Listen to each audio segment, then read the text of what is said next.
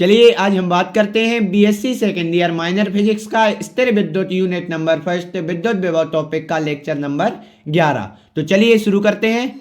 सबसे पहले अगर हम बात करें तो अपन को क्या करना है इस लेक्चर में, ये व्यंजक सिद्ध करना कि किसी विद्युत द्विध्रुव के कारण उसकी अच्छी स्थिति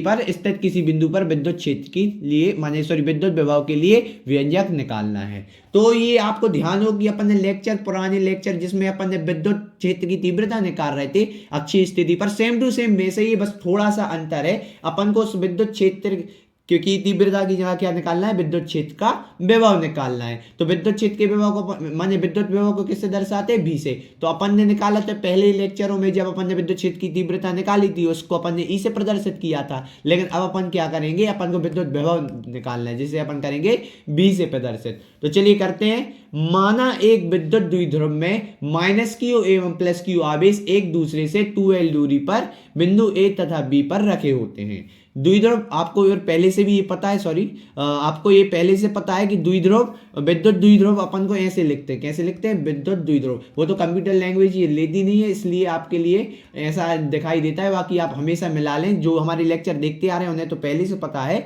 कि विद्युत द्विध्रुव इस प्रकार से लिखना है। तो विद्युत द्विध्रुव के मध्य बिंदु O से अच्छी स्थिति में R दूरी पर स्थित बिंदु P पर विद्युत विभव की गणना करना है। मतलब मान लीजिए कोई एक विद्युत द्विध्रुव है A और B, और एक चीज और थोड़ा सा माफ करें, पहले आपको हम बता दें कि यदि आपने पहले वाले जो विद्युत क्षेत्र की तीव्रता की अच्छी स्थिति वाला जो व्यंजक नहीं किया होगा तो इसको समझने में थोड़ी दिक्कत जा सकती है, क्योंकि हम कई लॉजिक जो हमने उसको वहां बताए थे वो फिर अपन इतना कवर नहीं कर पाएंगे, नहीं तो लेक्चर बहुत लंबा हो जाएगा।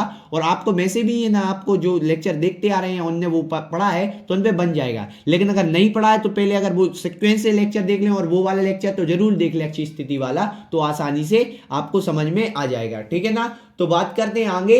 तो विद्युत विभव की गणना करना है अच्छी स्थिति पर। मान लो A से B तक एक विद्युत द्विध्रुव है जिस पर मान लो एक पर -q आवेश है, एक पर क्या है, +q आवेश है। क्लियर। इस पे एक पे -q आवेश है, एक पर क्या है, +q आवेश है, और इसके बीच की दूरी कितनी है, 2L है। इसके बीच की दूरी कितनी है, 2L है। लेकिन अगर इसका मध्य बिंदु अपन मान ले, क्या मध्य बिंदु क्या मान ले, O मान ले। मध्य बिंदु अपन मान ले क्या, O मध्य बिंदु मान ले। तो इसके कारण अपन कहेंगे मध्य बिंदु जब ये O गया, मध्य माने इनका बीचों बीच का बिंदु, तो जितनी ये है इतनी यही होगी। तो आपको पता है देखो टोटल 2L दूरी है, तो मध्य बिंदु के कारण ये भी L होगी, A भी L होगी। तो देखो ये L और AL मिलकर क्या बन जाता है, 2L। तो ये पूरी 2L थी, मध्य बिंदु के कारण इस साइड L और इस साइड L। तो ठीक है ना। तो ये इस प्रकार से अगर आप बात करें तो A B को अपन ने मध्य बिंदु O ले लिया और L दो भागों में टूट गए।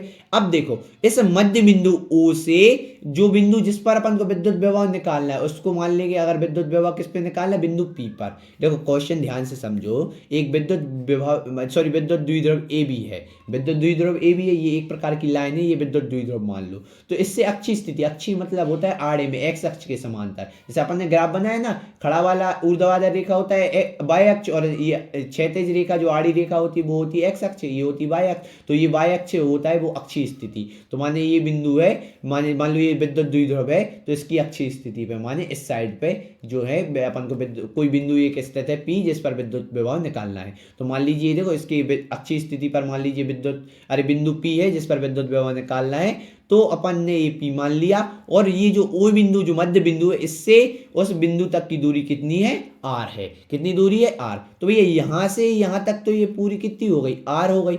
और लेकिन आपको ये पता है ध्यान से कि इतनी दूरी तो माने इतनी दूरी तो ये L है। देखो ये L दूरी है ना, इतनी दूरी तो क्या है, इतनी तो L है। यहाँ से लेके यहाँ तक ये क्या है, L है। ये अपन ने आधा मध्य बिंदु है ना, तो 2L था, तो ये L में टूट गया, तो इतनी तो L है। तो यहाँ बची क्या, ये इतनी। तो इतनी की दूरी कितनी होगी, तो टोटल इतना R है, और ये वाला अलग कर दो माने L माइनस कर दो, तो R माइनस L हो गया। ठीक है ना। तो ये आपको समझ में आ गया कि किस प्रकार से करना। तो ये चित्र व्यवस्था है। इसके बाद आगे बढ़े तो अगर बिंदु A पर रखे -q आवेश के कारण विद्युत विभव VA होगा। तो VA का सूत्र देखो, VA का सूत्र क्या होगा, अपन ने ध्यान दो पिछले लेक्चर में, लेक्चर नंबर 10 में विद्युत विभव का सूत्र निकाला था। क्या निकाला था, V = 1/4πε0, और निकाला था क्या, यहाँ Q आवेश रखा हुआ है बटे R², यही निकाला था अपन ने। तो यही वाला अपन के लिए क्या निकालना है, इसका आंसर निकालना है, ठीक है ना। तो अब विद्युत विभव का ये सूत्र निकाला था, सॉरी एक चीज बस गलती होगी, आर स्क्वायर नहीं ओनली आर है। तो ये अपन ने पिछले लेक्चर में 10th लेक्चर में निकाला था, और अगर जिसने 10th लेक्चर भी नहीं देखा है तो वो देखिए। देखो सिंपल बात है, यदि आप सिक्वेंस से पार्ट नहीं पढ़ेंगे, लेक्चर नहीं देखेंगे तो वो तो समझ में थोड़ा सा कम आएगा, इसलिए ये सूत्र का उपयोग करेंगे। तो मान लो अगर ए बिंदु पर, मान लीजिए देखो ये ए बिंदु है, ए पर कौन सा आवेश रखा है, माइनस क्यू आवेश, इसके कारण कौन से वाले, इस पी बिंदु पर विद्युत विभव कितना होगा, इसके लिए अपन भी ए मानेंगे, मतलब विभव तो भी होता है लेकिन ए बिंदु के कारण होगा भी ए। तो 1/, इस सूत्र का उपयोग करेंगे 1/4 पाई एप्सिलॉन नॉट, और इसके बाद ये जो Q है ऊपर, तो Q का Q रहेगा, लेकिन कैसा आवेश है, माइनस Q, तो लेंगे माइनस Q आवेश। और है ना उसके बीच की दूरी कितनी है, बीच की दूरी है ना कितनी है, ए बिंदु से लेके उस बिंदु P पर विद्युत विभव निकालना है, तो ये पूरा यहाँ ए से लेके P बिंदु तक। तो देखो ये अपन ध्यान से अगर देख सको आप, तो इतना दूरी तो जी L है, इतनी दूरी तो L है, और बाकी ये मध्य, देखो ये मध्य बिंदु तक तो L दूरी है, ये देखो L दूरी है। देखो एक बार और देखो, अपन को A बिंदु से P बिंदु के लिए विद्युत विभव निकालना है, तो विद्युत A से माने बिंदु A से लेके बिंदु P तक की दूरी कितनी होगी, देखो इतनी तो जी अपनी L है, इतनी L हो गई, और साथ ही मध्य बिंदु O दिख रहा, तो मध्य बिंदु O से लेके यहाँ P बिंदु तक की दूरी कितनी है, R है। तो ये L और ये R टोटल मिल गई, तो कितनी हो गई दूरी, R प्लस L, दोनों को आपस में जोड़ दिया। तो इसको अगर अपन मान लो समीकरण नंबर क्या दे दें, 1 दे दें, क्या दे दें, समीकरण नंबर 1 दे दें, ठीक है। इसी प्रकार से अगर आगे बढ़े अपन, तो बिंदु B के कारण क्या होगी, बिंदु B के लाने भी होगी, उसका बिंदु B के कारण माने जो बिंदु B है, ये वाला बिंदु B है, अब इसके कारण इस बिंदु पर विभव निकालना है। तो क्या निकालेंगे, यहाँ देखो B पर रखे प्लस Q आवेश के कारण बिंदु P पर विद्युत विभव भी होगा, तो है ना 1/4 पाई एप्सिलॉन नॉट, वही वाला सूत्र का उपयोग करेंगे, लेकिन यहाँ प्लस Q आवेश है तो प्लस बनाया नहीं जाता। और इनके बीच की दूरी देखो, बीच की दूरी कितनी होगी, देखो ध्यान से। अब अपन को इस B बिंदु से चाहिए, कितने बिंदु से चाहिए, इस B वाले बिंदु से, ये B वाला बिंदु है, इससे P तक की दूरी, माने इतनी दूरी, इतनी दूरी, माने ये इतनी दूरी कितनी, अभी हमने निकाली थी R माइनस L निकाली थी, तो बस R माइनस L, ठीक है ना। ये आ गया दूसरा समीकरण, ठीक है। अब देखो, तो अतः बिंदु P पर परिणामी विभव क्या होगा, माने परिणामी भी कितना होगा, VA प्लस VB, दोनों जो होते हैं ना A बिंदु के कारण और B बिंदु के कारण जो परिणामी होगा, तो दोनों को अपन ऐड कर देंगे। तो VA कितना था, 1/4 पाई एप्सिलॉन नॉट Q बटे R प्लस L, और इसके बाद प्लस फिर BB कितना था, 1/4 पाई एप्सिलॉन नॉट। देखो यहाँ से ये समीकरण 1 और 2 से निकाल लेंगे ना, तो ये मान रखा है B और BB का, तो ये Q, ये लेकिन ये माइनस है, A बिंदु के कारण माइनस था तो ये माइनस है, और ये R माइनस L, ठीक है ना, यही था, जोड़ दिया। अब देखो दोनों में क्या कॉमन दिख रहा है भैया, देखो ध्यान से, दोनों में कॉमन देखो ध्यान से क्या दिख रहा है,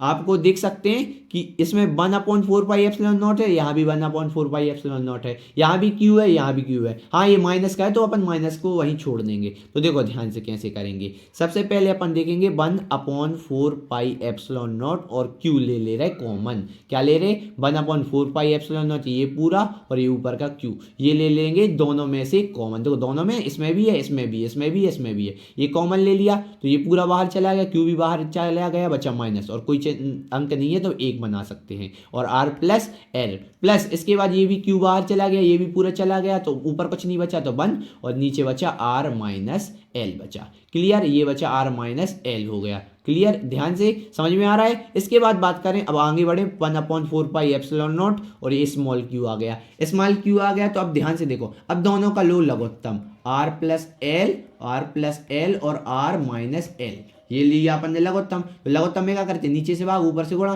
तो इसका इसमें भाग दो, तो हमने बताया था ना सेम वाले से कट जाती, तो R प्लस L से R प्लस L कट गया, बचा क्या R माइनस L, तो R माइनस L का ऊपर गुणा हुआ 1 में, तो 1 में गुणा होने से कोई फर्क नहीं पड़ता, तो R माइनस L, लेकिन माइनस लगाए तो लगा देंगे माइनस, बीच में प्लस है तो प्लस। अब R माइनस L से, अब देखो इस वाले पोर्शन में अपन देखो बीच का चिन्ह बना दिया, ये प्लस, अब नीचे का नीचे में भाग दो, क्या करते हैं अपन को, ये तो लघुत्तम की विधि तो आपको पता है, ये बताने की जरूरत नहीं है, ये नीचे का नीचे भाग दिया, तो माने इस वाले, अब देखो पहले इसमें किया था नीचे के नीचे भाग, R प्लस L से R प्लस L कट गया, बचा R माइनस L, इसका ऊपर गुणा कर दिया, 1 से किया तो वही आया, और माइनस लगा तो माइनस, अब प्लस लगाया, अब इस वाले पोर्शन को नीचे वाली संख्या से नीचे में भाग देना, तो R माइनस L से R माइनस L कट गया, बचा R प्लस L, ये R प्लस L बचा, R प्लस L का ऊपर गुणा हुआ, तो ये आ गया R प्लस L, क्लियर, समझ में आया। अब इसके बाद आगे बढ़े बस, तो इसको सॉल्व करते जाएंगे और आंसर आता जाएगा 1/4 पाई एप्सिलॉन नॉट क्यू। अब इसको सॉल्व करो ध्यान से, देखो इसको, तो अपन क्या करेंगे, अब देखो आगे क्या लगा है भैया, आगे लगा है माइनस, तो ये माइनस का चिन्ह जब अंदर जाएगा तो चिन्ह बदल लेगा, तो आर यहाँ प्लस का था तो काय का हो गया, माइनस का हो गया, और माइनस का एल था तो किसका हो गया, प्लस का हो गया। बाकी ये कोष्टक खोल दो, आर प्लस एल, ये आ गया, और अब बटे में ये लिखे रहो आर प्लस एल और आर माइनस एल। समझ में आया बात को। अब देखो माइनस आर से, ये माइनस आर से प्लस वाला आर कट जाएगा, तो अगली स्लाइड में देखें अपन 1/4 पाई एप्सिलॉन नॉट, और यहाँ क्यू था कॉमन, और यहाँ देखो आर माइनस, देखो यहाँ से देखो आर माइनस आर और प्लस आर तो कट गया, तो एल एल बचा, एल एल जोड़ दोगे तो कितना हो जाएगा भैया, 2l हो जाएगा कि नहीं हो जाएगा, तो ये हो गया 2l हो गया, 2l हो गया, और अपॉन में क्या था, अपॉन में बचा था देखो आर प्लस एल और आर माइनस एल बचा था, यहाँ देखो आर प्लस एल और आर माइनस एल, ये स्क्वायर कहाँ से लग गया, सॉरी, आर प्लस एल और आर माइनस एल। तो आपको ये सब समीकरण पता है, या पुस्तक में लिख देना साथ में, A plus B A minus B is equal to क्या होता है, ए वर्ग माइनस बी वर्ग, ये होता है सब समीकरण होती है, A plus B A minus B बराबर ए वर्ग माइनस बी वर्ग। तो देखो R plus L R minus L, तो ये क्या हो जाएगा अगली बार में, R square minus L square, तो ये अपन ने लगा दी क्या, सर्व समीकरण लगा दी। अब आप ध्यान से देखो, ये Q2L एक सूत्र आपको पता है, आपको पिछले क्वेश्चनों में करवाया था कि P इज इक्वल टू होता है 2QL, ये होता है कि नहीं होता है, P इज इक्वल टू क्या होता है, 2QL होता है। तो यहाँ अपन लिख लेंगे 1/4 पाई एप्सिलॉन नॉट, और देखो ध्यान से ये Q2QL क्या बन जाएगा, P बन जाएगा, और अपॉन में R square minus L square होगा, कोष्टक अपन अलग कर दे रहे, बस ये बस लगा रहने दो, ठीक है, इसको अलग कर दें, ये लिखना है जरूरी है, सूत्र है फॉर्मूला, चूंकि ये P is equal to 2QL होता है तो इसकी Q2L की जगह पूरा P लिख दिया, ठीक है, आगे बात समझ में। अब अपन क्या करें, एल स्क्वायर आर स्क्वायर के सामने एल स्क्वायर बहुत छोटा है, एल होती है दूरी, और अल्प दूरी बिल्कुल छोटी सी दूरी है,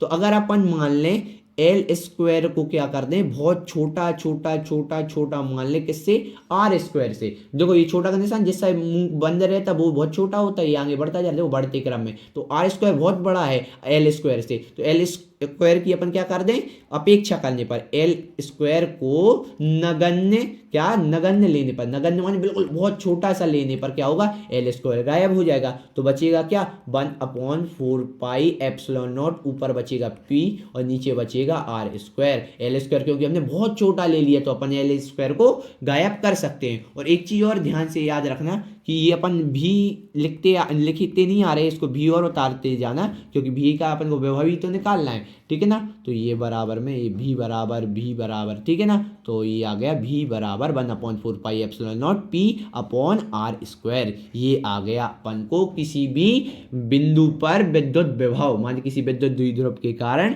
किसी बिंदु माने अच्छी स्थिति पर कोई बिंदु स्थित हो उस पर विद्युत विभव निकालना था, जिसका अपन ने ये फॉर्मूला आसानी से निकाल लिया, बहुत सरल है, आसानी से आप आसानी से कर सकते हैं। और इसी प्रकार से अपन को ध्यान हो आप लोगों को, तो अपन ने इसी प्रकार से क्या किया था, इसी प्रकार से आपको हमने बताया था अच्छी स्थिति पर विद्युत क्षेत्र की तीव्रता निकालने वाला, वो लेक्चर आपको हम बता दे रहे हैं अभी कि किस वाले लेक्चर में अपन ने किया कि सेम टू सेम बस ऐसे ही किया है अपन ने, वहां इसमें क्या किया है, विद्युत विभव निकाला है, लेकिन उस वाले क्वेश्चन में अपन ने क्या निकाला था, उस वाले क्वेश्चन में अपन ने निकाला था विद्युत क्षेत्र की तीव्रता निकाला था। तो इसलिए आपको हम बता रहे हैं कि वो लेक्चर और सीक्वेंस से अगर आप लेक्चर देखेंगे तो आपको आसानी से समझ में आ जाएगा कि अपन ने किस प्रकार से करते हैं। और आपको हम जो बता रहे हैं ना, जो हम लेक्चर जो अच्छी स्थिति वाला जिसमें विद्युत क्षेत्र की तीव्रता निकालना था, वो लेक्चर नंबर 4 है, ये प्लेलिस्ट में डाला हुआ है BSc minor physics second year की, तो उसमें L4 माने फोर्थ लेक्चर है अपना जो फर्स्ट यूनिट का है, उसमें आपको